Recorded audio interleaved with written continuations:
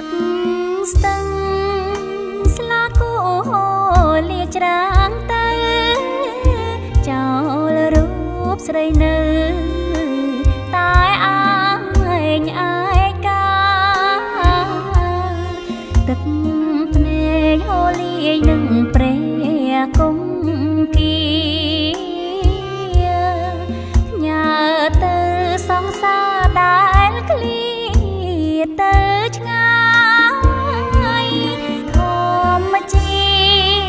តិមាត់ស្ទឹងទន់ទាំងប្រងបងដែលជាគូក្រងផ្ញើចិត្តផ្ញើកា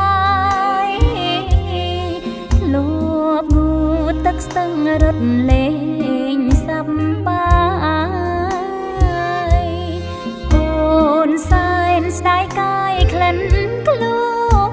នសង្សារបងអើយនេះហើយដងស្ទឹងកំសត់រាល់ថ្ងៃយើងបានណាត់មកជួបគ្នាពេលនេះមិនឃើញយល់តែគង្គីចាំងរាំងស្មីថ្លាឲ្យអូនខ្លាចចិត្តអូដងស្ទឹងសន្ទឹងកាត់វាលស្រែរនោះចុងខាងហៀបខ្មៅងងឹតស្ទឹងស្លាគូជាស័ក្តិសិទ្ធិជីវិតសូមជួយអាណិតដល់ស្នេហ៍ខ្ញុំផង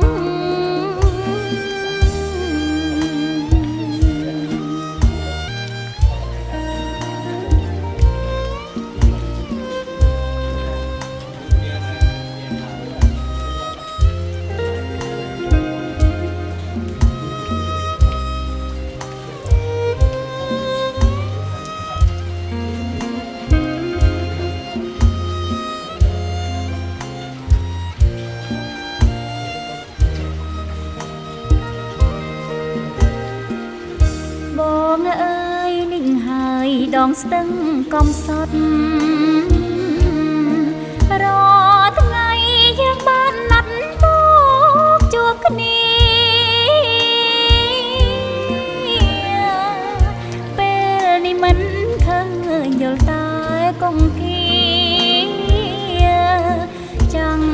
រាំងស្មីថ្លាឲ្យអូនខ្លាចចិត្ត